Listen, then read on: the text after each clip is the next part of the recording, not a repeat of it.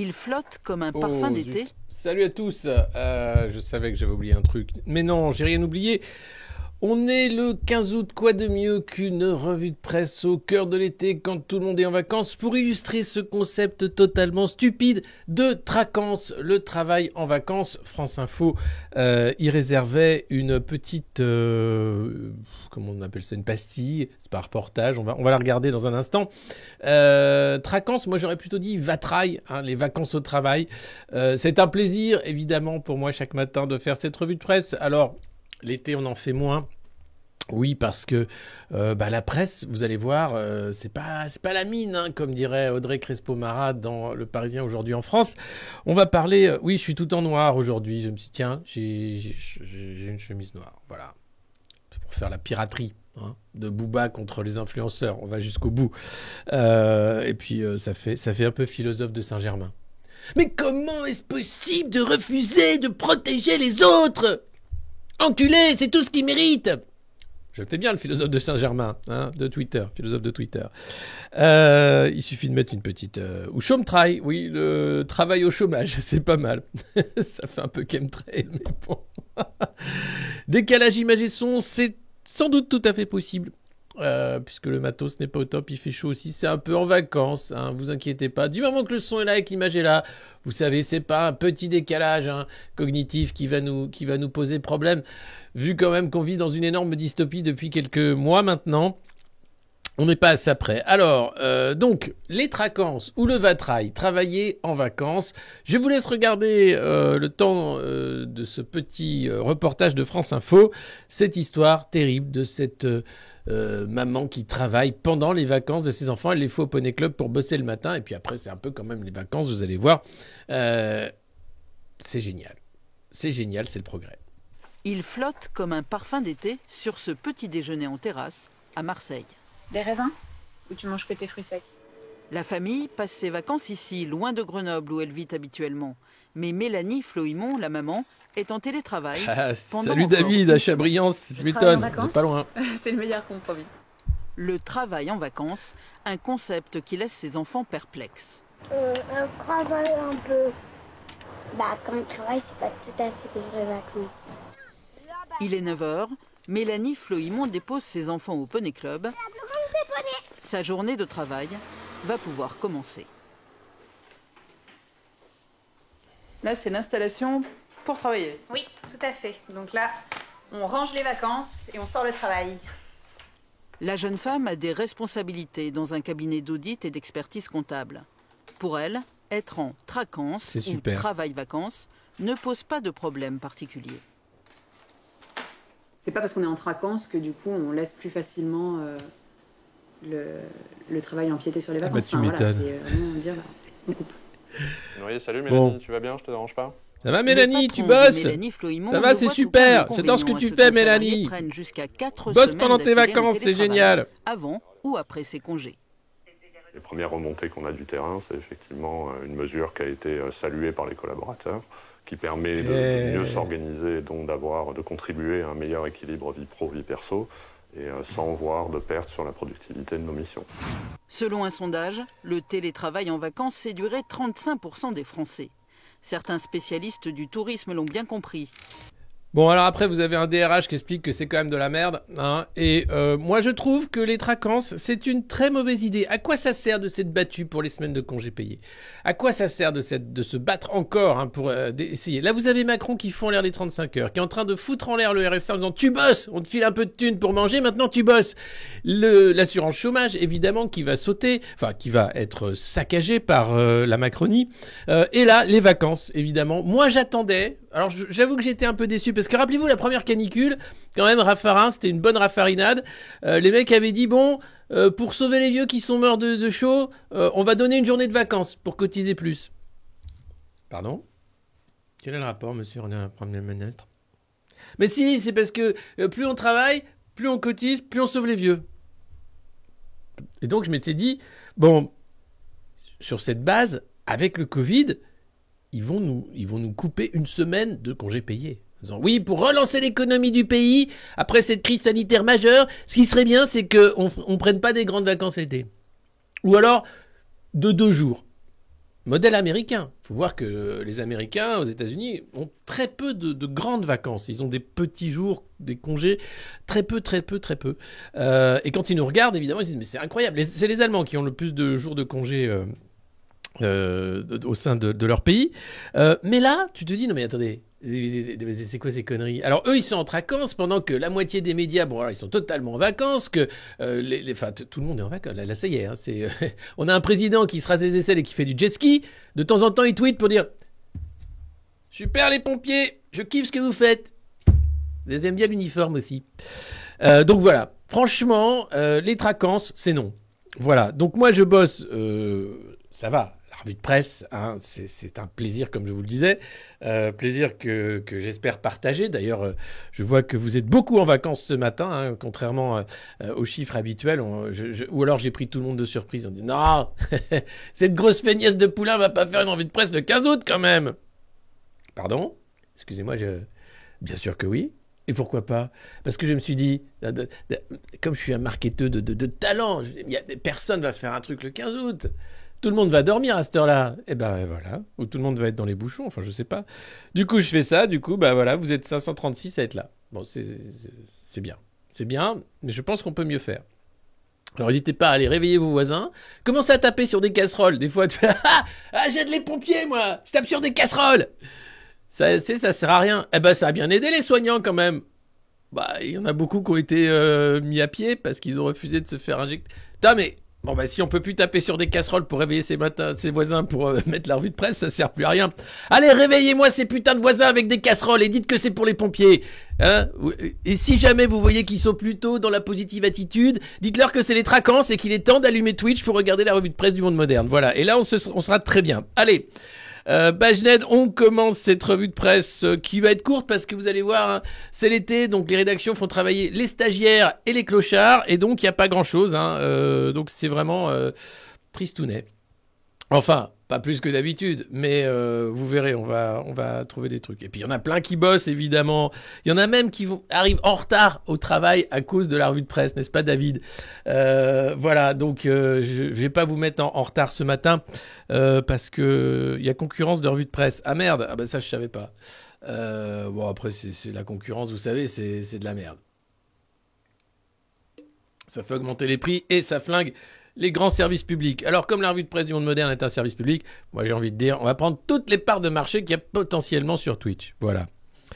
Vous voulez des imitations pour combler? Vous inquiétez pas. Nicolas Sarkozy, il a acheté des vignes avec Carla, avec son ami le producteur. Je sais plus comment il s'appelle. En Provence. Des petites vignes dans le Luberon. Du rosé pour faire de l'olive. Du huile d'olive. Et puis du rosé.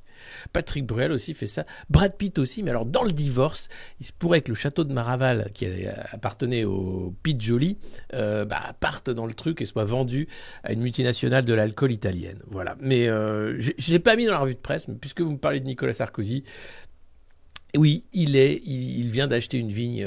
Voilà. Stéphane Courby, son pote Stéphane Courby, qui produisait je ne sais pas quelle émission de télé-réalité. Voilà. Mon choix, c'est Poulain. Bravo, c'est bien. Bien, Poulain, c'est bien. C'est pas beaucoup non plus. Non, vous voyez, ah bah s'il y a juste milieu, allez-y aussi, c'est très bien ce que fait Rémi. Hein. Franchement, c'est très très bien aussi. Alors là, il y a le choix. Après, nous, on a les rediffs, donc voilà, c'est peut-être qu'il y a des gens qui préfèrent les lives et les rediffs après. Mais ce qu'il y a de bien en live, c'est qu'on peut parler. En plus, comme vous allez voir, les nouvelles sont complètement cons, on va pouvoir parler plus longtemps. Alors, première nouvelle qui m'a fait bien rire, c'est dans le Parisien aujourd'hui en France, le journal de Bernard Arnault. Le Français le plus riche du monde, on va parler de lui et de la taille de son yacht, ainsi que de ses émissions carbone. Il n'aime pas qu'on traque son avion? Aucun problème. On a regardé ce qu'il faisait avec son gros bateau. Ah bah vous allez voir, c'est rigolo. Mais alors, voilà ce qu'il y a dans le Parisien, donc aujourd'hui en France. Pour eux, pas de vacances. Eux aussi, ils sont en vacances. Non, pardon, ils sont au travail. Et oui, ce sont tous ces journalistes qui font le super travail qu'ils font pas qu'ils font le reste de l'année. Et ils t'expliquent que c'est un peu plus difficile l'été parce qu'il y a un quart de moins dans les rédactions. Les gens sont quand même en vacances, qu'on fait travailler les stagiaires ou les petits jeunes. Et donc, faut bosser encore plus. Par exemple, Audrey Crespo-Mara qui arrive à 8h à la Tour TF1 pour en partir à 21h. Je sais pas ce qu'elle fait pendant toutes ces heures à la Tour TF1. Honnêtement, moi, je me lève à 7h, je lis la presse, je vous fais la revue de presse. On est globalement bordé sur les conneries de ce monde. Après, c'est vrai, je ne produis pas de petites vidéos pour vous expliquer. Ils sont en vacances dans le Luberon et viennent de goûter le rosé de Patrick Bruel. Ah oui, c'est très bon. Alors, je m'attendais pas à ça du tout. Hein. Ce petit goût fruité là, c'est excellent. À consommer avec modération. Et puis sinon, vous avez sur France 2. Aujourd'hui, cette famille d'Orléans arrive vers Marseille, dans les Bouches-du-Rhône. Incroyable. Après 5 heures de route entre Valence et Marseille, ils s'arrêtent pour boire un peu d'eau. Ah mais c'est génial parce qu'il y a encore de l'eau. Parce que je disais aux enfants, dans 2 ans, il n'y en aura peut-être plus de l'eau. Voilà. Bon alors là, tu te dis, putain... Sinon, vous avez la ratatouille, ce plat traditionnel du sud de la France qui a conquis le monde. Ici, dans les cuisines du chef Nestor Euplac, à Tokyo, la ratatouille est devenue un hit incroyable. Putain. J'ai fait le CI l'autre jour. Mais c'est ça, hein. Putain, j'ai allumé les JT, mais tu te dis, mais... Sinon, à la plage, il faut se protéger du soleil et de la variole du singe. Alors voilà, donc, pour eux, pas de vacances, pour nous non plus, désolé. Mais c'est tellement de la merde. Il n'y a pas d'autre mot, hein, je suis désolé. C'est pas ça l'actualité. C'est bien pour ça que vous n'avez pas la télé. Eh ben, tu m'étonnes. Mais allumez-la de temps en temps pour rigoler. Hein. Franchement, on se marre bien. Hein. C'est surtout les JT de 13h et de 20h. Et quelle que soit la chaîne. Hein. La chaleur. Oh là là là là. Comment se protéger par les grands chauds ? En travaillant, par exemple. Et oui, avec la clim au travail, c'est un peu plus facile de supporter la canicule. Si, il manque juste des effets sonores pour que ce soit un peu drôle. Oui, c'est carrément ça, c'est fou. En tout cas, la ratatouille, je refais la ratatouille parce que je l'adore, c'est ma préférée. La ratatouille, ce plat traditionnel du sud de la France, a conquis le monde entier. Ici, dans les cuisines du chef Jean-Michel Je t'emmerde, on a retrouvé le pionnier de la ratatouille estivale. Non mais putain... on est bien, Tintin. Donc pas de vacances, et donc Audrey Crespo-Mara qui t'explique, on travaille pas à la mine non plus. Tu m'étonnes. Ah dis donc. Non, ça s'appelle la tour TF1. C'est l'inverse d'une mine en fait. C'est une grande tour qui va dans le ciel, une mine c'est une grande tour qui va dans le sol. D'ailleurs, Timmy peut t'en parler. Oui, on m'appelle. Oui, Timmy. Bonjour père, bonjour les amis. C'est Timmy, c'est l'enfant de la mine, si vous le connaissez pas encore. Bonjour. Alors, Audrey, si tu veux venir voir à quoi ressemble une mine, je serai avec plaisir ton guide, puisque j'ai pour rôle, entre autres, d'accueillir les jeunes enfants qui nous rejoignent pour travailler l'été dans les camps de vacances de la mine, ainsi que les VIP qui peuvent venir passer nous voir. Ça a été le cas de Jean-Pierre Raffarin il y a de ça quelques temps. Et puis, à côté de ça, je travaille évidemment, puisque on n'est pas assez nombreux pour creuser des galeries et essayer de trouver de l'uranium ou du charbon. Et la chance que nous avons, c'est que cette année, les mines de charbon rouvrent. Et ça, c'est vraiment super, on est trop contents, Audrey. Alors, tu peux venir quand tu veux. Et oui, la mine, regardez, ça fait une bonne mine. Allez, bonne journée, salut. Salut Timmy, merci. Ah là là, le transport du charbon, on va en parler. Les Allemands sont emmerdés, le Rhin est à sec. Et du coup, tout le transport fluvial du charbon pourrait s'arrêter dans les semaines qui viennent. Emmerdant, encore. En tout cas... voilà, on n'est pas à la mine, tu m'étonnes. Je vous lis pas, mais j'ai déjà présenté 120 heures. Après, vous avez Jean-Baptiste Marteau qui t'explique qu'il fait un super boulot avec les petits jeunes. Mais justement, j'ai envie de dire, c'est l'été, les gars, les stagiaires, les petits jeunes qui sortent d'école de journalistes. Faites un peu les cons. Faites un peu des reportages qui piquent. Faites un peu des petits... Prenez un ton différent. Essayez un peu de bouleverser le quotidien de ceux qui regardent la télé pensant qu'ils s'informent. Après, vous pouvez faire comme d'habitude, ça je pourrais pas vous aider, mais voilà. Je pense que c'est l'été, c'est le moment de tous les possibles. C'est le moment d'ailleurs où vous êtes 19 000 maintenant à nous suivre ici sur Twitch et quasiment 70 000 sur YouTube. Donc c'est vrai, l'été, tout est possible et puis on découvre des nouveaux formats. Par exemple, la revue de presse du monde moderne, si vous ne la connaissez pas encore, c'est tous les matins ou presque à 9h ou presque en temps normal. Et puis en temps de traquance, de vacances, de vatraille, pendant les vacances, c'est quelques fois par semaine. Voilà. Mais c'est formidable. On y apprend des choses, vous allez voir, on y apprend des choses incroyables. Par exemple, la une de Aujourd'hui en France, dans laquelle vous aviez cet article sur on n'est pas à la mine, hein, ils sont de garde cet été. Bah oui, ils gardent les enfants, ceux qui regardent la télé. Tu vois, ils sont de garde cet été. C'est comme les soignants. Hein. Il y en a plus, mais il y en a moins, mais c'est pas, ils sont moins payés. Hein. Eux, ils sont plus à la mine déjà, mais bon. Et la couve, alors tu te dis, bon, on va parler peut-être de la centrale nucléaire, de Salman Rushdie, des pompiers qui n'ont pas de moyens, mais Macron va faire un grand rendez-vous. Bref, je ne sais pas. Non, la une, c'est le jeu de la vérité de Didier Deschamps. Didier Deschamps répond aux questions des footballeurs et d'Emmanuel Macron. Alors, je vous rassure tout de suite, aucune question sur la Coupe du Monde au Qatar. Didier, qu'est-ce que tu penses de la Coupe du Monde au Qatar avec les milliers d'ouvriers qui sont morts en faisant les stades et le fait que quand même on climatise les stades alors que c'est complètement pété, quoi. Et que le Qatar, bon... Alors ça joue, c'est une question qui joue, mais je préfère pas répondre. C'est que de la langue de bois, vous allez voir, c'est merveilleux. On va pas faire l'interview de Didier Deschamps parce que je suis pas très foot. Et oui, c'est comme ça, c'est une éducation. Hein. Soit on est petit, mon papa aimait le rugby, le foot aussi, mais moi pas trop. Hein. J'ai fait une saison en club, j'ai compris que se rouler dans la boue et se faire insulter par un entraîneur me plaisait pas beaucoup, donc j'ai laissé tomber. Et puis j'étais pas un grand sportif non plus. Mais après, bon, il y avait des gamins qui adoraient courir dans la boue et se faire insulter par un entraîneur. Ça, mais pas moi. Et donc voilà, donc le foot. Alors c'est pas que ça, évidemment, c'est un plaisir. Hein, c'est un sport populaire, c'est génial. Je trouve que. Mais le sport business, le foot business, m'écœure au plus haut point, comme tous les sports business, comme les JO d'ailleurs. C'est malheureux parce que l'essence même du sport, c'est pas ça. Or Coca-Cola est arrivé. Et puis voilà, enfin, s'il y avait que Coca-Cola, mais voilà, c'est assez terrible. Donc ça fait partie un peu de la, voilà, pas du fait divers, mais de l'entertainment, comme on dit, du divertissement. Voilà, c'est du divertissement. Ça me gêne pas de marcher dans la boue, mais de taper dans un ballot dans la boue, oui. Et puis en Bourgogne, l'herbe est grasse, hein, mais du coup les terrains aussi. Voilà. Alors, je vous lis quand même la question d'Emmanuel Macron à Didier Deschamps. Emmanuel Macron, président de la République depuis 2017. Oh putain, les mecs, ils te rappellent qu'il est président de la République depuis 2017. Ah oui, vous vous rappelez ?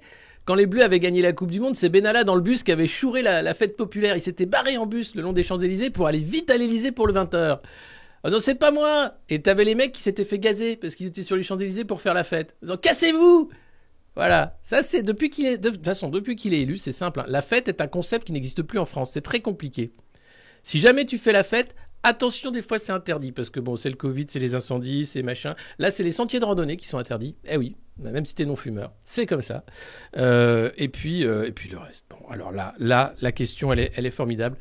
Là, Didier, durant votre carrière, vous avez chanté la Marseillaise à de très nombreuses reprises sur le terrain, comme joueur puis comme sélectionneur. Quelle est celle qui vous a le plus marqué ?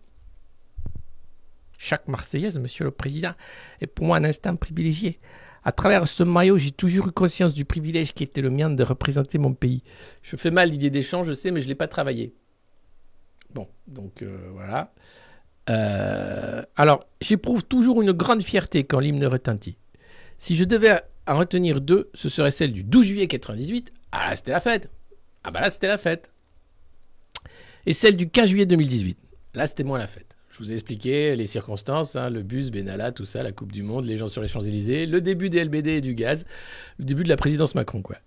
À chaque fois en finale de mondial, on a pleinement conscience qu'au bout, il y a possiblement le titre et la possibilité d'installer la France sur le toit du monde et de rendre tous nos compatriotes fiers et heureux. Voilà. Ça, c'est une belle réponse. Hein. Alors Didier, vous aimez les chiens ? C'est un peu ça, c'est un peu voilà. Et alors les autres questions des joueurs, c'est avec quel joueur vous auriez aimé jouer dans les années d'avant ? Est-ce que vous pensez que machin ? Mais bon, voilà, c'est bien. On sent qu'on est le 15 août. Hein. On est bien. Sinon, Salman Rushdie, l'auteur des Versets sataniques, qui n'est pas un livre controversé, qui est un roman qui critique les religions pour ce qu'elles ont de fanatique et le fait de croire à des histoires qui ont plus de 2000 ans, ma foi, ça rassure les enfants, c'est comme ça. Mais lui s'est fait plusieurs fois attaquer, poignardé sur scène à New York lors d'un événement. La fatwa qui avait été lancée par le régime de Khomeini en Iran avait plus de 33 ans. Elle condamnait donc ce livre, Les Versets sataniques, sans l'avoir lu, tout simplement, puisque c'est une œuvre de fiction, un roman. Et attention, le blasphème est un droit, évidemment, et on a le droit de critiquer une religion. évidemment pas le droit de critiquer les croyants, c'est leur droit de croire, mais en revanche, on peut tout à fait se dire, attendez, les religions, je ne suis pas tout à fait d'accord. Pourquoi on devrait respecter une religion ? Pourquoi ? On peut respecter les croyants pour leur foi, il n'y a aucun problème. Maintenant, on peut remettre en question tout ça. Ça ferait du bien à tout le monde, mais visiblement, non. Il y a des gens qui, dès que tu mets un peu un truc en doute, comme le fait qu'Emmanuel Macron est un grand président, ou que le prophète est... Voilà, tout de suite, alors soit ça sort la censure, soit ça sort les couteaux, c'est encore pire. Et là, voilà, c'est un Iranien donc qui a poignardé Rushdie, qui risque de perdre un œil. Il est sorti du coma, du ventilateur, il a même blagué avec sa famille, ça va mieux, mais il aura des séquelles graves, évidemment, après ces dizaines de coups de couteau. Et pour rappeler que voilà, ça continue en fait, la liberté d'expression, le fait aussi d'être des rêveurs, des penseurs, des créateurs, des poètes, ça ne paye pas dans ce monde. Généralement, il vaut mieux être un assassin ou bien un criminel. Parfois, alors... plutôt avec des gros moyens, sinon tu finis en tôle quand même. Heureusement qu'il y a une justice, un peu. Athée, bien sûr, ça peut vous dépasser, mais vous avez aussi le chemin de la gnose, chercher à savoir ce qu'il y a derrière. Et puis, il ne faut pas confondre spiritualité et religion, l'endoctrinement et le fait de rechercher une transcendance dans l'humain. Voilà. En tout cas, de quoi faire une guerre. Alors, ça tombe aussi au moment où il y a des négociations entre les États-Unis et l'Iran sur le nucléaire. Tout ça n'est pas anodin, où les Pasdaran, les gardiens de la révolution, vont peut-être ne plus être reconnus comme une entité terroriste par Washington. Bref, tout ça est un tout, me direz-vous. Le fait aussi que la sécurité s'est peut-être relâchée autour de Rushdie ces dernières années. On n'oublie pas Samuel Paty, on n'oublie pas toutes les victimes en fait de cet obscurantisme, de cette horreur criminelle, de gens qui ne supportent pas qu'on ne pense pas comme eux ou qu'on ne veuille pas croire à des choses auxquelles ils croient. Vous avez le droit de croire, mais laissez ceux qui veulent croire à autre chose croire à autre chose. Bordel, c'est si compliqué de vivre entre voisins. Oui, c'est vrai. Voilà. Alors imaginez à 7 milliards, en plus tu parles pas la même langue, tu crois pas les mêmes trucs, sans compter les inégalités de revenus, avec en plus... voilà, c'est ingérable l'humain, ingérable. Sur une petite boule de terre et de roches en fusion, perdue dans un univers froid et immense, au sein d'étoiles qui sont autant de systèmes solaires et de planètes inconnues. Voilà. Mais l'humanité, dans sa bienséance et dans l'idée de se dire « mais c'est moi le nombril », s'est inventé tout un monde pensant qu'elle était au centre du monde. Voilà, c'est formidable. Allez, c'est toujours bien de regarder très loin avec les télescopes. Et souhaitons un prompt rétablissement à monsieur Salman Rushdie. Et si vous ne l'avez pas fait, jetez un œil au verset satanique ou à la prose de ce monsieur qui est assez belle, je trouve, notamment quand il parle de la force de la création et quand il dit aux jeunes remettez tout en cause, c'est votre rôle si vous voulez changer le monde. Et puis, tiens, revenons à un truc plus terre à terre. Et si vous étiez dédommagé pour habiter à côté des gnan. Et si je t'emmerde, en fait? Non, parce que ça fait... Alors, il faut savoir que les éoliennes, non seulement c'est laid à regarder, alors ça produit un peu d'électricité, c'est super, ça fait des masses de béton dans le sol, ce qui fout en l'air les écosystèmes et qui crame le sol pour des décennies, puisque après, on va pas aller casser le béton pour enlever l'éolienne. Mais le problème, ce sont les infrabasses. C'est-à-dire que ce qu'on ne vous dit pas sur les éoliennes, c'est qu'elles produisent un bruit extrêmement déplaisant. Et donc la petite maison que vous voyez sous l'éolienne, je pense que les gens sont soit devenus fous, soit cannibales, soit sont partis, soit sont sourds. Mais globalement, l'infrabasse de l'éolienne, c'est insupportable. H24. Or là, les mecs te disent « Non, mais on va vous filer un petit peu de thunes ». Alors, ils font pareil, évidemment, avec la 5G. L'idée, c'est de donner un peu de sous aux gens qui veulent un peu d'éoliennes, en disant « Mais c'est vachement bien, mais de quoi tu te plains, mais franchement... jamais content, voilà. Et pourtant. Alors, l'idée, bien sûr, l'objectif 2020, 23% de renouvelables. Depuis 2005, on a passé de 9,3% de renouvelables à 19,1%. Voilà, donc on est sous l'objectif 2020, on n'est pas arrivé aux 23%. Les filières, vous avez l'hydraulique, la biomasse solide, l'éolien, 2,3%, les pompes à chaleur, les biocarburants et les autres filières. L'idée, bien sûr, c'est de partager les sous de ces éoliennes en disant tu auras un peu de sous de l'éolienne, même si tu deviens fou, c'est toujours ça de prix dans la poche, vu que de toute façon, tu ne peux plus acheter de pain, ni de charbon, ni de carton. Donc ça va bien. Alors, pour avancer plus vite et bétonner davantage nos campagnes avec ces horribles éoliennes, voilà ce que propose Matignon, un projet de loi qui va aller très vite. Voilà, c'est selon Agnès Pannier-Runacher, ministre de la Transition énergétique. En France, il faut 2 fois plus de temps pour développer des énergies renouvelables. C'est le cas de projets de parcs éoliens qui aboutissent au bout de 7 à 9 ans, contre 3 ou 4 ans en Allemagne. Ah oui, il faut aller beaucoup plus vite alors, notamment à cause des multiples recours juridiques. Alors voilà, la Macronie prévoit donc un texte pour réduire les délais des recours juridiques. Donc hop, t'auras le promoteur qui arrive et dit « Je te mets une éolienne devant ta maison !» Recours, ah non, tu peux plus. Allez, fais du vent. Donc, je crois que là, on est vraiment coincé, puisqu'ils vont nous faire des lois pour nous empêcher de dire non aux éoliennes. Alors, c'est formidable, hein. Non, si, c'est du renouvelable, c'est génial. Dernier levier, l'exécutif propose des mesures pour développer les filières du photovoltaïque et de l'éolien en mer. Donc, on va mettre ça pour faire chier les poissons. Ce sera toujours mieux que faire chier les humains, direz-vous. C'est un autre écosystème qu'on va emmerder. Mais là, les gars, donc, vont en faire en sorte que tu n'aies plus de moyens de faire des recours aussi facilement qu'auparavant et aussi longtemps pour pouvoir en construire plein. Sachant que c'est quand même un truc qui produit quand même très peu d'électricité. Donc ils vont en mettre partout. Je pense que derrière, il y avait déjà eu un scandale avec les amis de Sarko sur les parcs éoliennes dans les dom-toms. On va sans doute faire la même chose. On fait chier les oiseaux, on fait chier tout le monde. Alors, pour faire chier les oiseaux, il y a un truc aussi que j'ai découvert ce week-end. C'est le canon à gaz. Alors, c'est un truc pour les cultures. C'est un canon relié à une bouteille de propane qui fait pouf, pouf, comme des tirs de chasseurs pour chasser les oiseaux. Et alors, ils en foutent dans la Drôme, dans les champs. Et donc, t'entends des pouf, pouf, pouf, toutes les 5 minutes. Alors, c'est très bizarre quand même. Il y a un baltrap, il y a un truc. Et non, et c'est donc pour emmerder les oiseaux. Alors, au bout d'un moment, les oiseaux, ils s'en foutent. Les corneilles, généralement, s'habituent au bruit. Donc, se posent à côté du canon. Ils ont très bien compris. Et puis, bouffent les graines comme si de rien n'était. Par contre, les voisins, eux, ils continuent d'entendre pouf, pouf. Et voilà, c'est formidable. Puis, un canon à gaz dans des champs qui sont cramés par le soleil. Quoi de mieux pour foutre le feu ? Voilà, mais non, mais c'est super maîtrisé encore. Ne vous inquiétez pas, c'est génial. Donc voilà, donc l'idée de partager l'éolienne, mais ça ne marche pas, par exemple, à Chétigné dans le Maine-et-Loire, on n'en veut pas. Et non. Et un des hameaux de Distré à Chétigné, donc dans le sud du Saumurois, les banderoles sont sorties. Non aux éoliennes. La société Kenear, qui voulait élever ici un parc de 3 ou 4 aérogénérateurs, ça s'appelle comme ça dans le jargon des cabinets de conseil. Écoutez, on va vous mettre un petit aérogénérateur à côté de chez vous. Une éolienne. Non, un aérogénérateur. C'est un gros mât blanc avec 3 hélices qui tournent jamais, même quand il y a du vent. Non, c'est un aérogénérateur. Mais rien à voir. C'est moderne maintenant. Ça fait moins de bruit. J'en veux pas. C'est trop tard. Ça va se finir comme ça. C'est génial. Alors, le dossier est au point mort. Le conseil municipal, d'abord favorable aux études de faisabilité, a fini par s'opposer à cette implantation. Tant que le préfet n'a pas tranché, nous restons mobilisés. Tu m'étonnes.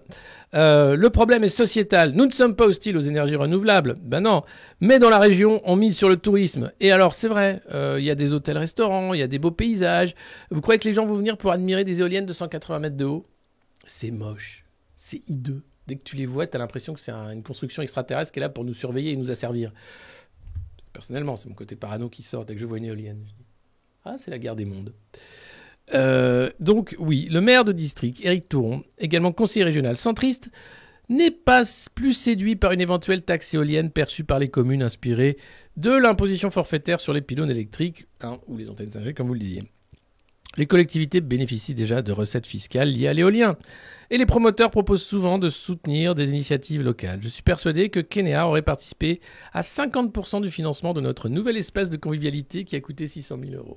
Donc les mecs te pourrissent ton coin avec tes éoliennes de merde, mais ils te payent une salle des fêtes. Non. Je suis désolé, ça marche pas comme ça. Il estime enfin que le dispositif en préparation est contre-productif. L'éolien n'est pas un mal à indemniser. L'aspect financier est secondaire. Le problème est sociétal. C'est pas les sous, c'est juste que vous en voulez pas parce que vous êtes voilà. À Courchamp, qui devait accueillir une des éoliennes avant que des élus se ravisent à leur tour, le maire, Jean-Pierre Antoine, se demande, lui, si ces mesures ne vont pas ébranler les esprits alors que le prix des énergies fossiles s'envole et que la sécheresse ravage le pays. Ah, c'est vrai, c'est bien foutu. Tous les incendies également sont pas loin de là où on va implanter des usines photovoltaïques, où il fallait raser des hectares de forêt. Là aussi, super.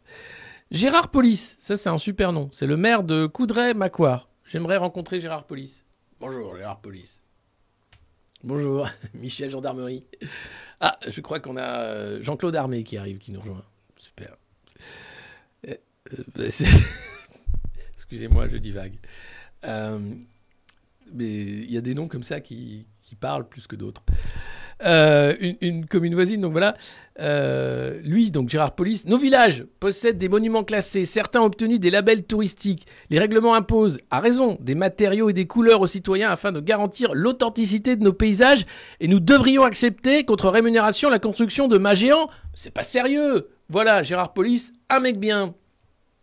C'est très bien. C'est vrai que c'est se foutre de la gueule du monde. Hein. D'un côté, t'as pas le droit de mettre une petite fenêtre dans ta maison parce qu'elle est classée. Par contre, on va te foutre 10 éoliennes derrière pour le climat. Mais c'est classé derrière, non ? Non. Et alors, le nom de la société d'éoliennes, déjà, moi, je dis non. Hein. Quand t'as un promoteur qui s'appelle Kenear, tu vois, avec apostrophe CH, on va faire une société, c'est Bajned. On est là pour vous foutre des éoliennes partout. Mais c'est de la thune derrière, c'est pas le climat. Les éoliennes, ça va durer quoi, 20 ans ? De toute façon, le pire, c'est que les pales ne sont pas recyclables. On les enterre, on sait pas quoi en faire, c'est comme le nucléaire. Ça ne se recycle pas. Sans compter que la durée de vie d'une éolienne, c'est pas trop. C'est un peu comme la protection avec un... Vous savez ? Donc c'est franchement dingue. Donc non. Je suis content qu'il y ait des gens qui commencent un peu à gueuler, mais après, vous allez avoir l'éolien. Grâce aux renouvelables, peut-être la France va pouvoir sauver le climat. Hélas, le chef Jean-Michel Dutheil a été obligé de fermer son fameux restaurant de ratatouille, rasé pour mettre un champ d'éoliennes à la place. Voilà. C'est du greenwashing, complètement. Qu'est-ce que vous voulez que je vous dise ? Parfait, nous sommes 1128, nous allons pouvoir bientôt décoller. N'hésitez pas bien sûr à partager le lien de ce stream partout où vous pouvez sur vos réseaux sociaux, à en parler. Je vous parlais tout à l'heure des casseroles. Merci à Obalou qui a offert 5 abonnements communautaires à la communauté. Vous êtes maintenant 646 abonnés au cœur de l'été, c'est énorme. Vous pouvez aussi nous soutenir sur patreon.com/lemondemoderne. Tous les liens sont sur le site Twitch et YouTube. Également nous suivre, tout ça ne mange pas de pain, ainsi que faire la promotion de cette formidable revue de presse qui brasse plus d'air qu'une éolienne, faut dire. Qui sans doute aussi a moins d'impact carbone que la construction d'un énorme mât géant en plastique de 180 mètres avec un plot de béton au fond pour que ça tienne. Voilà. Mais c'est écolo! Tu me prendrais pas un peu pour un... Non, mais c'est à l'habitude, donc on s'est dit maintenant Non? Bah non. Bah voilà. Dans la catégorie « On vous prend pour des cons, mais vous aimez ça », confrontation au risque autour de la plus grande centrale nucléaire d'Europe. Zaporizhzhia, bien sûr, centrale de 6 réacteurs en Ukraine, dans les territoires qui sont sous contrôle russe maintenant. Alors, quel est l'intérêt des Russes de bombarder une centrale nucléaire, me direz-vous ? À part d'accuser les Ukrainiens de faire péter la centrale. Malin ! Non, évidemment, les Ukrainiens donc bombardent la centrale. D'ailleurs, Volodymyr Zelensky, entre deux tweets pour dire « File-moi 6 milliards, connard !» a dit « Bon, vous inquiétez pas, je vais balancer des bombes sur la centrale. Et les Russes ont intérêt à se barrer, sinon moi je bombarde la centrale. » Il a dit qu'il allait attaquer les positions russes autour de Zaporizhzhia, quoi qu'il en coûte. Bon, alors là, l'ONU a dit « Bon, les enfants, on va peut-être arrêter, parce que si la centrale pète, c'est Tchernobyl en mieux. » Alors nous en France on a de la chance, c'est qu'on a une frontière qui est étanche aux nuages radioactifs, mais les autres pays n'ont pas cette chance-là. Donc il faudrait vraiment arrêter. Donc c'est complètement dingue d'arriver à ce niveau de conneries. Alors l'ONU sait pas trop quoi faire. Ils vont envoyer des observateurs, essayer de voir. Ils envoient un navire à Odessa aussi. Alors il y a des navires de grains qui sont partis d'Ukraine et le premier avait disparu des radars et il est réapparu en Syrie. Ce qui est une insulte en fait puisque le régime syrien soutient le régime russe. Donc Volodymyr l'a très mal pris. Il a encore tweeté ou fait une vidéo, je sais pas, à la remise de cérémonie des Oscars ou je sais pas où en disant « Bande d'enculés, donnez-moi 6 milliards et des armes, sinon je fais péter la centrale !» Non mais calme-toi. Refais des photos avec Annie Leibovitz. En même temps, les Russes mettent des canons dans la centrale. Alors non, ils mettent apparemment des munitions tout autour de la centrale pour pouvoir alimenter les canons et défendre la centrale. En tout cas, arrêtez cette putain de guerre, les enfants. Ça suffit. Vous tuez des jeunes pour des intérêts oligarchiques. Je pense qu'il est temps de se mettre autour d'une table et d'arrêter. On pourrait comme ça reprendre le gaz, arrêter avec l'inflation et éviter une 3e guerre mondiale qui a déjà commencé en outre. Mais comme on a affaire quand même à des gens qui sont relativement high level, c'est des élites, ça s'appelle des élites, je pense qu'on y va droit. Après, bon, vous voyez, on est le 15 août, ça n'a pas encore pété. Et puis, c'est pas des missiles IMAR qui vont péter une centrale. Normalement, tu as des caisses de béton autour. Après, le problème, c'est les gens qui veulent plus aller bosser à la centrale. Qui disent non, moi, je préfère pas y aller. Donc, la centrale va tourner toute seule. Et c'est là où ça peut devenir dangereux. Et puis, la DCA, bien sûr, qui empêche les missiles de frapper la centrale. Enfin, de toute façon, cette guerre qui va ne faire que durer et qui risque de s'enliser dans l'hiver, ne peut rien apporter de bon à part des milliers et des milliers de morts. Voilà, pour des gens qui sont slaves, hein, tous qui auraient intérêt en fait à se parler, à dire bon, on fait la paix, hein ? Oui, bonne idée. Et le climat de la terreur, oui. Alors c'est ce principe de 1984 où tu as la guerre permanente en fait. Tu sais jamais pourquoi ni comment. Donc un coup le Covid, un coup un truc mondial, un coup voilà. Donc le monde a toujours été une boule d'incertitude. Mais là avec les médias, ça permet d'amplifier une peur plutôt qu'une autre. On va parler de la variole du singe tout à l'heure également. On est vraiment là-dedans, mais c'est voilà, la peur est pas forcément bonne conseillère. Voilà. Excusez-moi, je ne suis pas arrivé, c'est le 15 août. Et puis je vous en parlais. C'était une brève dans le Figaro. Ils en ont fait quand même un article parce que le braqueur de banque libanais, Bassam Sheikh, trentaine d'années, qui a braqué une banque non pas pour choper le coffre et la caisse, mais pour récupérer ses économies pour payer les traitements médicaux de son père. Donc il est arrivé avec un flingue en disant « Rendez-moi ma thune !» Donc là, tu arrives à un niveau quand même au Liban où le mec va dans la banque pour demander au banquier de lui rendre sa thune. Donc en fait, le vrai braqueur, c'est le banquier. C'est pas évidemment Bassam qui était dans son droit de dire « Rends-moi ma thune maintenant !» Avec des gros mots derrière, j'imagine, en libanais. C'est devenu un héros au Liban, puisqu'il a eu le courage de faire ce que beaucoup de Libanais n'osent pas, c'est-à-dire aller devant les banquiers qui sont des escrocs, des voleurs, parce que c'est eux qui devraient rendre l'argent et non pas le voler pour une économie en faillite. Il faut savoir que le gouverneur de la Banque du Liban est soupçonné de trafic et de mise de côté dans des paradis fiscaux de sommes faramineuses de millions de dollars.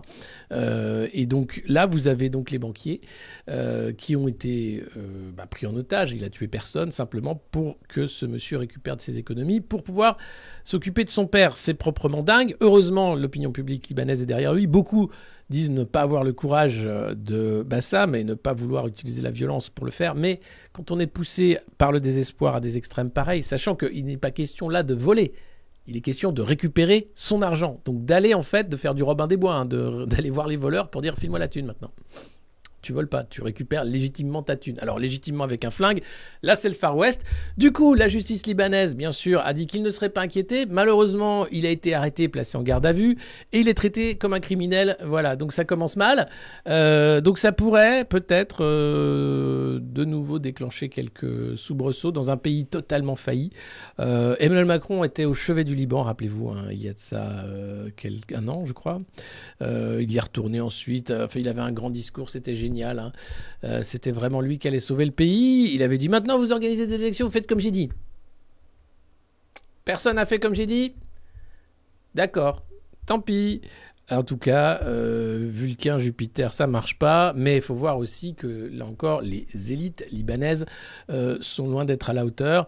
Et c'est comme d'habitude, les braves gens qui en prennent plein la gueule. Et ce Bassam qui est poussé à des extrêmes qu'il n'aurait jamais connus autrement, d'aller récupérer ses économies avec un flingue à la banque. Voilà. Alors attention, le Liban, c'est pas très loin. Hein, il suffit de pas grand-chose. Il suffit d'élites corrompues, d'une économie totalement fictive et factice, d'intérêts étrangers qui jouent avec le pays, d'élites hors sol, voilà, et vous avez le Liban. Donc je pense qu'on est dans une situation où on peut tout à fait basculer d'un jour ou l'autre. La Grèce a failli, hein. Heureusement le FMI était là pour saigner tous les Grecs, en disant non, on s'occupe de vous maintenant, donne tout ce que t'as. Maintenant tu es content, tu n'as plus rien mais tu es heureux. Le Liban, c'est plus compliqué. Et puis, la variole du singe.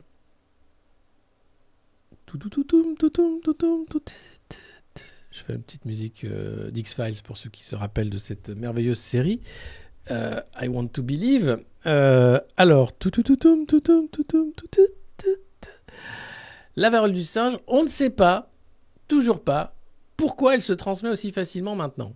alors que bon, elle était uniquement en Afrique, dans certains pays, et globalement, il y avait beaucoup moins de cas. Beaucoup d'inconnus. Hein, mais l'OMS s'en fout des inconnus. Hein. Ils sont toujours pas à savoir d'où vient le virus de Wuhan qui a été fait en laboratoire, mais c'est pas grave, c'est une inconnue. Parce que si je dis ça, vous voyez, c'est pas vrai. En fait, on ne sait pas. Il a peut-être été fait en laboratoire, peut-être pas. En tout cas, ce qu'on sait, c'est qu'il y a un seul fabricant du vaccin contre la variole du singe. C'est un petit laboratoire danois qui fait face à un afflux de commandes incroyable. Et alors, on apprend que ce petit laboratoire de Bavaria Nordic, c'est le nom de la boîte danoise, avait été financé par le gouvernement américain à la suite du 11 septembre pour créer un vaccin contre la variole classique, parce que les États-Unis craignaient une guerre bactériologique où la variole aurait été utilisée. À l'époque, rappelez-vous, il y avait eu les enveloppes avec l'anthrax qui avaient été envoyées aux membres du Congrès, etc. Et donc, les US ont filé de la thune à ce petit labo danois pour créer un vaccin contre la variole et ensuite acheter des stocks pour prémunir la population américaine contre une possible attaque biologique avec la variole.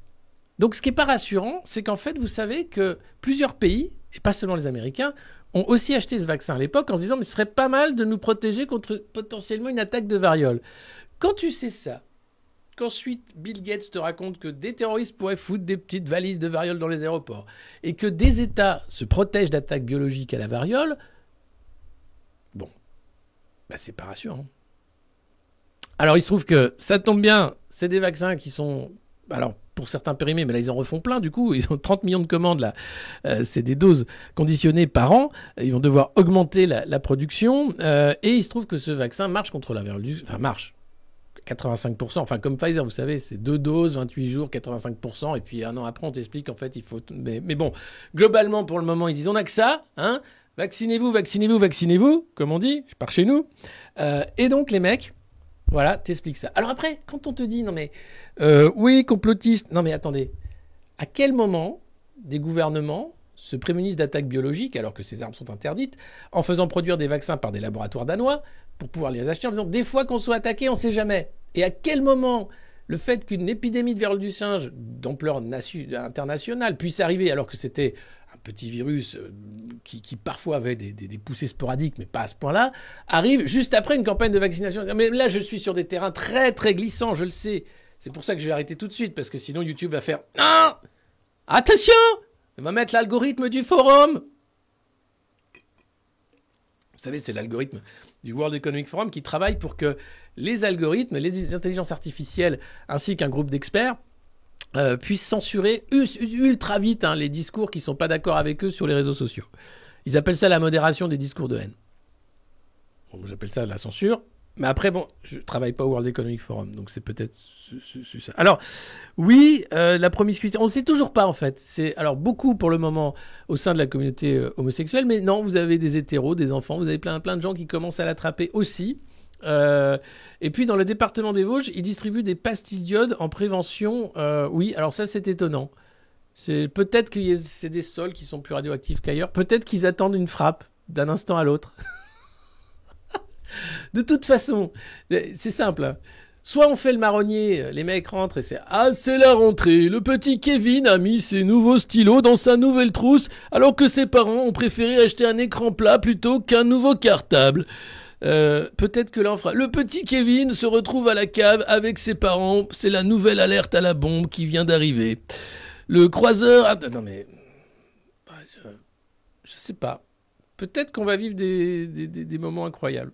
En tout cas, soit on a le marronnier des cartables et de la rentrée, soit le petit Kevin ne va pas à l'école. Hein, où il apprend à se mettre sous la table en cas de frappe nucléaire, comme faisaient les Américains dans les années 60. Ils avaient une campagne formidable qui s'appelait Duck and Cover. C'est plonge et couvre-toi. Donc ils expliquaient aux gamins que si jamais une bombe arrivait sur leur gueule, puisque les Américains, vous savez, hein, ils avaient flingué les Japonais avec 2 bombes, c'est simple, tu te mets sous ta table avec tes petites mains sur ta tête. Comme ça, la bombe, elle te touchera quasiment pas. C'est merveilleux. C'est là, tu vois que ça commence, en fait, c'est l'endoctrinement de la peur. Enfin, je veux dire, s'il y a une bombe nucléaire qui arrive, tu finis ton coloriage éventuellement, et puis voilà, hein, c'est pas... Si t'as le temps. Mais non, les mecs se mettaient Sous la table avec les petites mains. Et puis sans compter, voilà, que aucune réponse au pourquoi, hein, comme d'habitude. Mais pourquoi on a un Covid avec la spike qui sort de nulle part enfin, mais c'est totalement trafiqué ce truc. Ah, mais non, va pas la preuve. Ah, bah, quand même. C'est complètement trafiqué ce truc. Et alors là aussi, au chapitre vaccin, attention, nous respectons les consignes de l'OMS, vaccinez-vous, vaccinez-vous, vaccinez-vous, hein, protégez les autres, hein, c'est se protéger soi et les autres, déconnez pas. Et là, on a des fabricants qui sont en train de travailler sur un vaccin ARN Covid / ROR, rougeole, oreillon, rubéole. Comme ça, les bébés, tout de suite, tu leur mets un peu d'ARN direct avec le ROR classique. T'es sûr que là, t'es bien. Je pense que ça... C'est formidable. C'est la science. Ben, c'est la science, c'est formidable. Voilà, c'est vraiment la science. C'est génial. Vous avez ceux qui sont à la bourre. Évidemment, c'est normal. Nous sommes le 15 août 2022. Nous avons encore la capacité de communiquer via le réseau Internet qui n'a pas été coupé. Pas encore d'alerte à la bombe, même si Zaporizhzhia parle, hein, bien sûr, de frappe permanente, quasiment.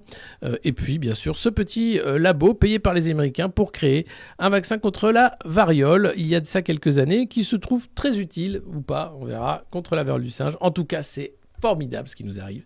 Le fait de ne pas pouvoir remettre ça en cause, le fait de ne pas pouvoir poser des questions, tout simplement.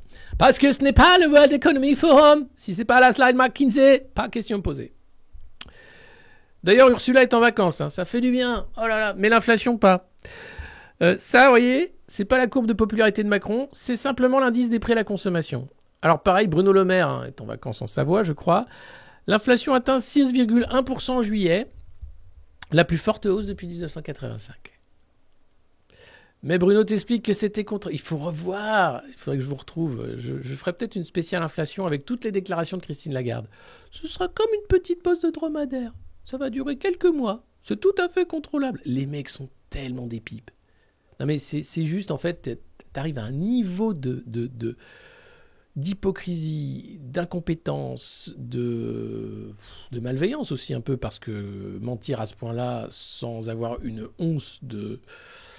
Je sais pas, de honte. Voilà, moi ça me choque. Donc voilà, évidemment l'inflation explose. Et la BCE n'y peut rien à part suivre la Fed pour essayer de faire remonter les taux et de faire payer les pauvres, comme d'habitude. C'est proprement insupportable.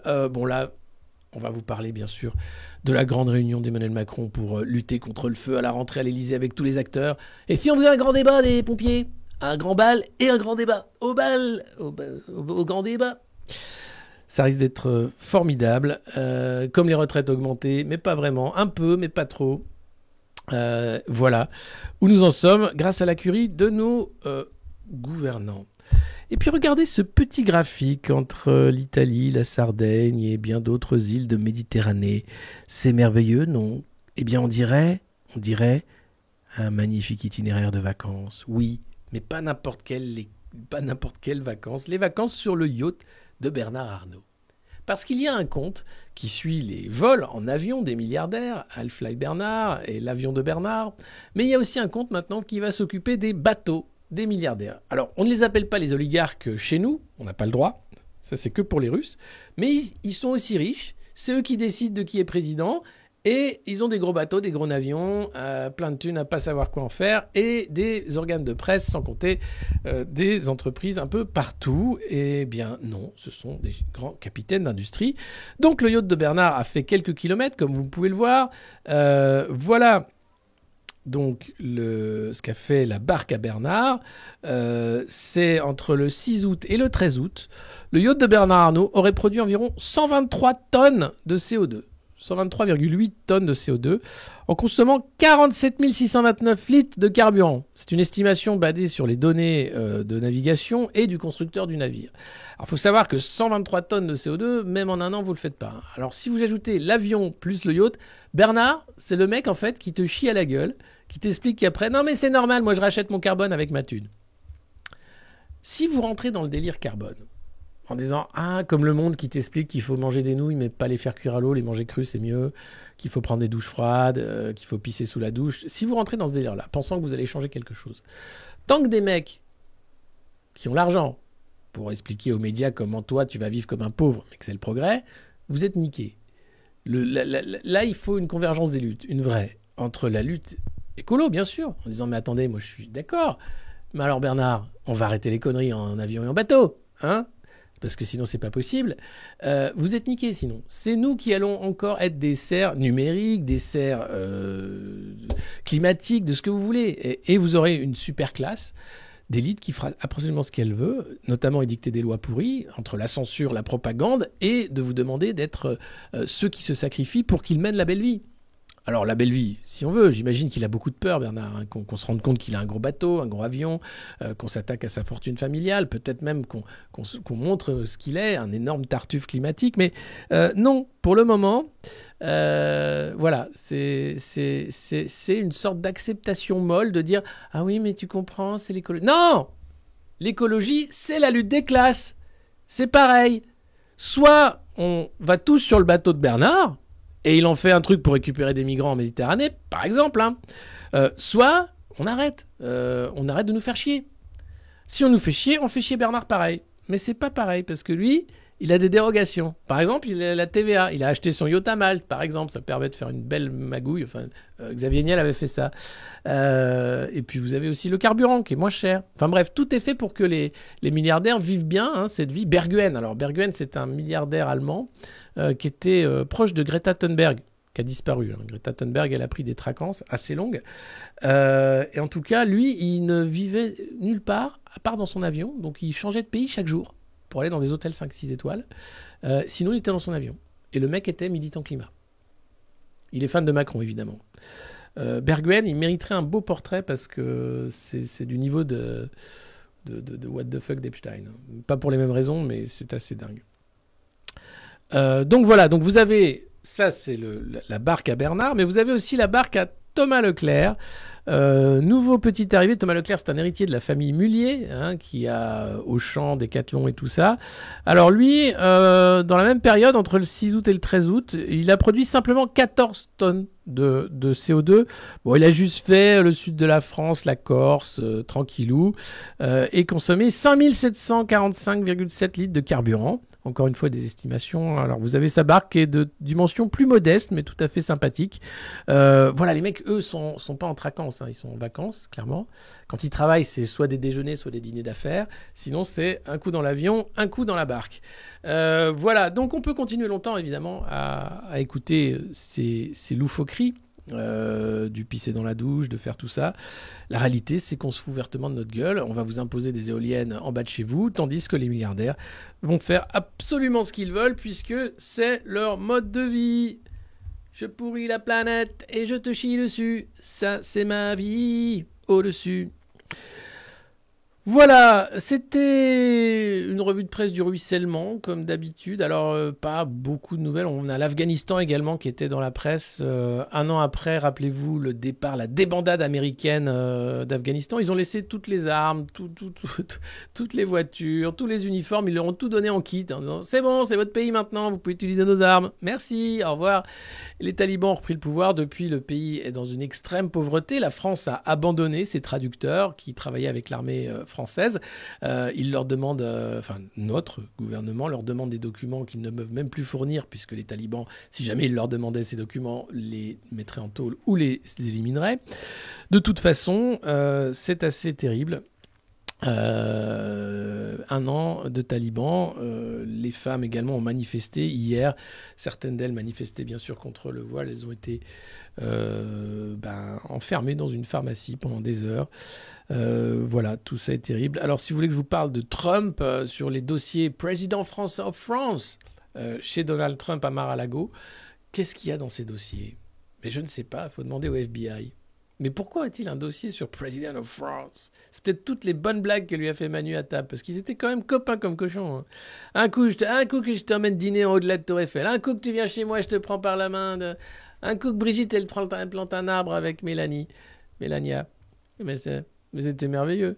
En tout cas, Trump, lui, est prêt à revenir dans le game pour être de nouveau président des États-Unis. C'est pour ça que les démocrates sont aussi fébriles avec cette saisie de documents à Mar-a-Lago. Il parle de les rendre publics. Ce serait formidable J'aimerais beaucoup que ce soit rendu public, mais on peut déjà se référer au Macron Leaks, dont la plupart des documents sont avérés, officiels, ne sont pas des fakes, qui expliquaient déjà la campagne de ce paltoquet, de ce personnage issu du Deep State, on peut appeler ça comme ça, puisque Énarque, commission Attali, conseiller du président Hollande, sorti de nulle part. Comment a-t-il été élu la première fois? Grâce à l'oligarchie, bien sûr, grâce à un réseau d'argent international. Comment a-t-il été élu la deuxième fois?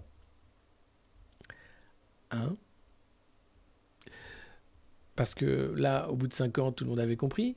Bah non, visiblement pas tout le monde. Vous aviez encore des vieux macronistes qui étaient contents comme tout, mais ils n'étaient pas assez nombreux pour le mettre...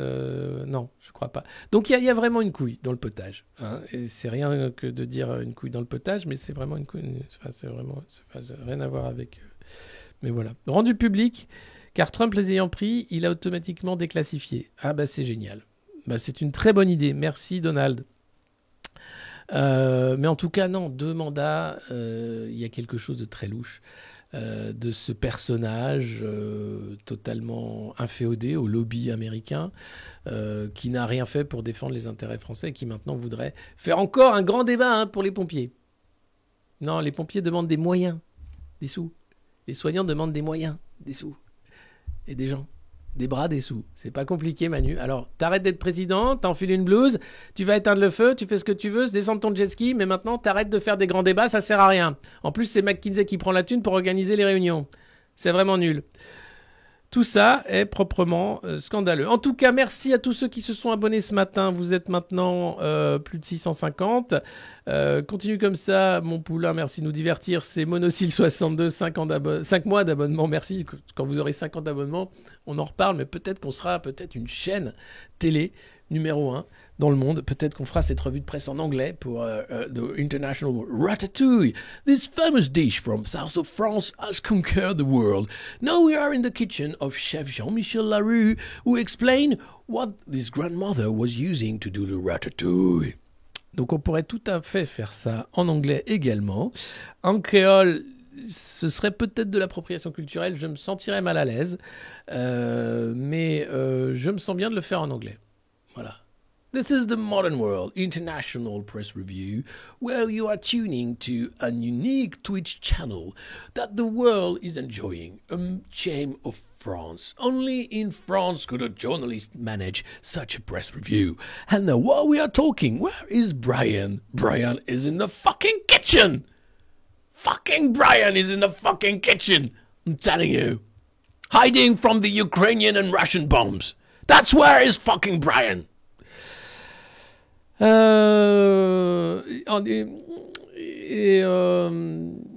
Alexei Poulin, да, я работаю на Russian. Et on peut faire ça. N'oubliez pas de garder une boîte en carton pour un futur incertain. C'est vrai, mangez du carton et puis on peut y mettre de l'air dans le carton. Et puis alors, n'oubliez pas, hydratez-vous, buvez de l'eau. Vous avez vu, j'ai pas bu de café ce matin, j'ai pas eu le temps de le faire en fait. Mais Brian est bien dans la cuisine. Alors pour ceux qui ne savent pas, les plus jeunes, les manuels d'anglais de nos générations d'anciens commençaient une première leçon par « Where is Brian ?» Et Brian était dans la putain de cuisine. Et donc quand tu as appris l'anglais à l'époque où Véronique Jeannot était assistante sociale dans une série, où il n'y avait que 3 chaînes de télé nationales, où tu payais la redevance et tu avais encore Léon Zitrone et Guy Lux à la télé, eh bien tu apprenais l'anglais avec Brian dans la cuisine. Et il y avait Alison. Et puis après, tu avais Tillman quand tu apprenais l'allemand. Parce que moi, j'ai fait allemand seconde langue. Allez savoir pourquoi. Parce que je voulais... Je me disais, c'est joueur. Et donc, prima. Tillman is going to the... alors, il allait au ABBA concert. Whose bicycle is that? Ouais. Et il y a apparemment un boycott des multinationales à partir d'aujourd'hui jusqu'au 17 où il ne faut pas utiliser Internet, son téléphone portable, tout ça. En tout cas, c'est super, vous étiez là pour la revue de presse, donc déconnez pas, c'est cool. Bajnet, comme on dit, Guten Tag. Auf Wiedersehen, au revoir, bonne semaine du cœur de l'été. Where is Jean-Michel? Who is Jean-Michel? Jean-Michel is at Brégançon, in the kitchen. Oh, really? Hello, Miss Brown. Vous voyez, et vous êtes tous comme des dingues avec cette histoire de Brian. Et c'est vrai, mais ça nous a tellement fait rire. Ah oui, j'ai vu l'interview de Yuval, mais lui aussi, il mériterait une petite vidéo. Va falloir que je me mette à faire des petites vidéos YouTube, là, en l'occurrence, montées, où je parle de sujets plus en profondeur. Je pense que ça vous plairait. La revue de presse, c'est un peu de l'impro tous les matins sur les bonnes nouvelles qu'on nous sert tous les matins. Mais en tout cas, voilà. Where is Jean-Michel Trogneux? He's at Mar-a-Lago in the box with marqué President of France of Mr. Donald Trump. I think, missing. Beer and Chill. Et puis Where is My Mind des Pixies. Pixies que je vais voir au Cabaret Vert. Et magnifique festival, si vous ne le connaissez pas, à Charleville-Mézières. J'y serai du 17 au 21 pour animer des tables rondes parce qu'il y a aussi des débats sur la fin du monde, sur plein de trucs rigolos. Et il y a les Pixies qui jouent, je suis très content. Ainsi que Liam Gallagher et plein d'autres bons sons. Voilà, et des interviews aussi, oui, mais alors là, j'attends ma nouvelle machine grâce à vos dons et soutiens que j'ai commandé, qui est en préparation pour pouvoir avoir des capacités de montage. Parce que la dernière interview que j'ai fait avec Banque Info Recours, et je m'en excuse, elle est globalement inexploitable. Il va falloir qu'on la refasse parce que même si je la monte en podcast, c'est terrible. Enfin, il y a un son, il n'y a rien qui va. Voilà, je suis désolé. J'y serai, et ben voilà, parfait. Ceux qui sont au Cabaret Vert, on se donne rendez-vous là-bas. Vous me verrez sur le programme puisque j'anime des tables rondes dans une partie du festival qui s'appelle l'Idéal. Donc n'hésitez pas à venir me dire bonjour à Charleux. Voilà, un mot dessus sur quoi? Pixies, ouais, c'était bien les Pixies.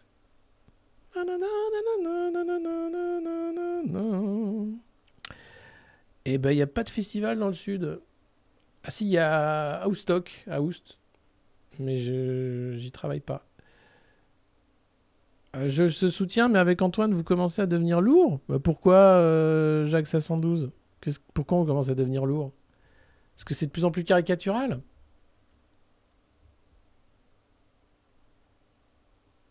Parce que quoi? Non, j'aimerais savoir, je prends toutes les critiques. Hein.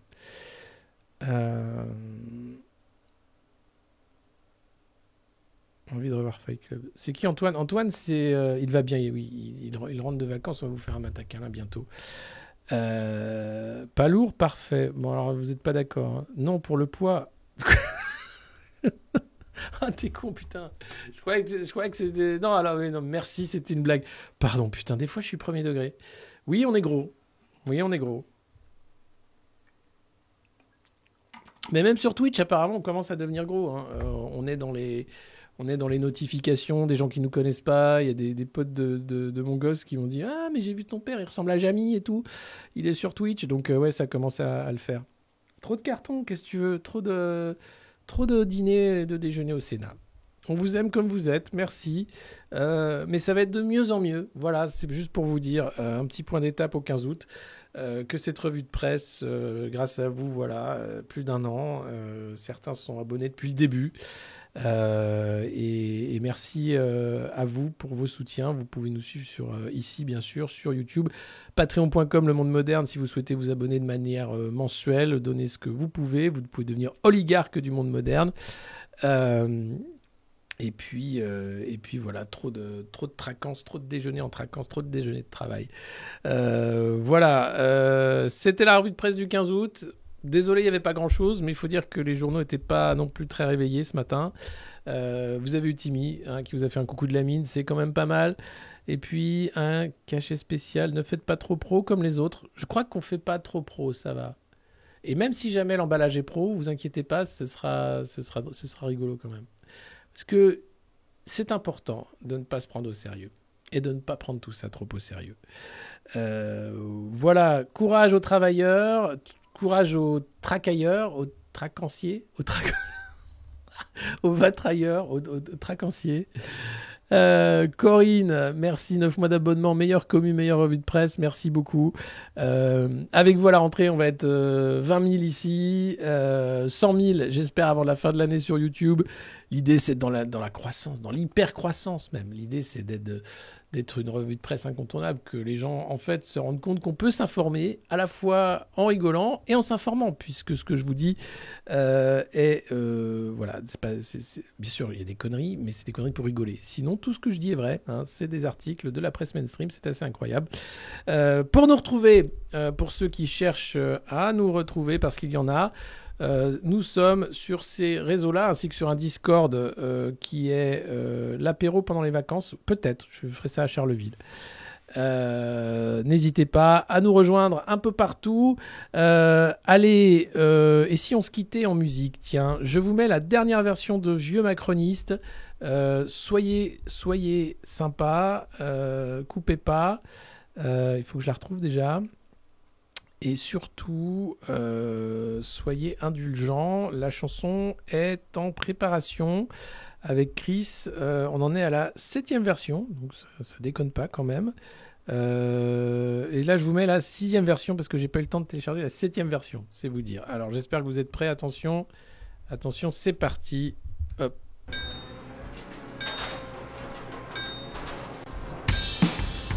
Père, peux-tu me chanter cette chanson, Vieux Macroniste? Nous la chantons tous les jours ou presque à la nuit. Bien sûr, Timmy.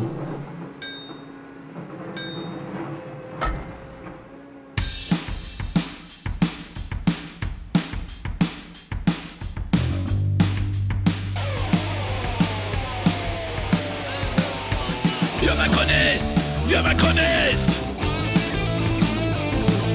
Mao 68, maintenant, total fasciste. Tu préfères la télé, surtout le gaz de schiste. Plutôt que décamper, tu t'accroches, tu t'enquistes. Vieux Macroniste, vieux Macroniste.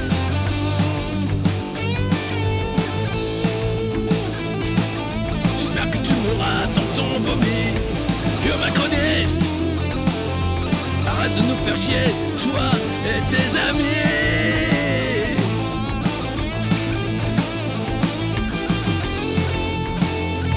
Oh, vieux macroniste, tu t'accroches, tu t'enquistes.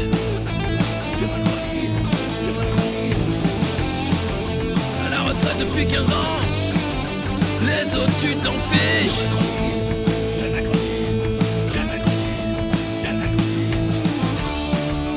Tu pars en croisière, tu laisses crever tes fils. Le climat c'est une blague, et la France tu la fiches. Vieux macroniste. J'espère que tu mourras dans ton vomi. Arrête de nous faire chier, toi et tes amis. Tu te crois VIP mais t'inquiète t'es sur la liste. Manu va pas te rater, tu vas voir comme ça glisse. 75 ans de conneries mais demain c'est fini. Profite encore de la vie tant que tu sens pas la piste. Vieux macroniste. Vieux macroniste. Vieux macroniste. Jeune, vieux macroniste. Jeune, vieux macroniste. Jeune macroniste. Putain c'est la chialance, t'as déjà une vie triste.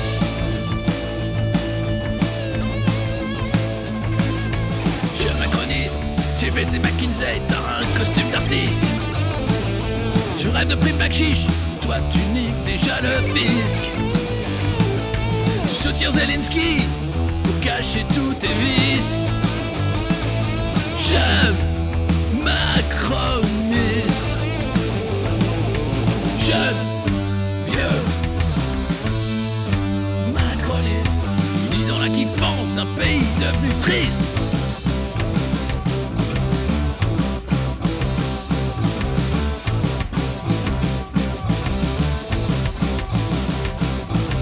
Vieux macroniste. Ah ça c'est de la chanson comme on aime ici.